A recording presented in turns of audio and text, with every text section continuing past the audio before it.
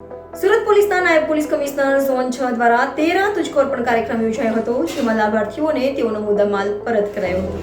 સુરતના નાયબ police commissioner zone 6 માં આવતા સચિન જેઆઈડીસી તેમજ ભેસ્તાન પોલીસ સ્ટેશનમાં ચોરાયેલા, કબજે કરાયેલા તથા પોલીસ દ્વારા કબજે કરાયેલા 82,65,993 રૂપિયાનો મુદ્દામાલ, જેમાં 88 મોબાઈલ, ઘરેણા અને રોકડા રૂપિયાના 55 ગુનામાં મુદ્દામાલ તથા સાયબર રિફંડના 30 ગુનામાં વસ્તુઓ સહિતની મત્તા મૂળ માલિકોને પોલીસે કોર્ટના આદેશ બાદ 13 તુજકો અર્પણ કાર્યક્રમ યોજી પરત કરવા પોતાનો મુદ્દામાલ પરત મળતા જ લોકોએ પોલીસનો આભાર વ્યક્ત કર્યો હતો।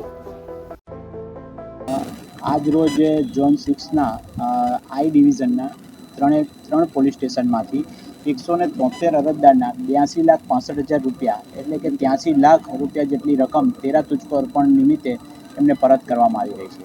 આમાં હાઇલાઇટ કરવા જેવી ત્રણ મુખ્ય બાબત એ છે કે ટોટલ 6,95,000ના ઘરેણાં અમે પરત આપી રહ્યા છીએ, 188 મોબાઈલ પરત આપી રહ્યા છે, એક થાર ગાડી આપી રહ્યા છે અને આઈવા ગાડી છે જે પોલીસે કબજે કરેલી એ પણ પરત આપી રહ્યા છે। અને સાયબર ક્રાઇમની જે અરજીઓ થાય છે તેમાં પણ રિફંડ મેળવી ટોટલ 30 અરજદારના 12,11,000 રકમ અમે પરત આપી રહ્યા છીએ।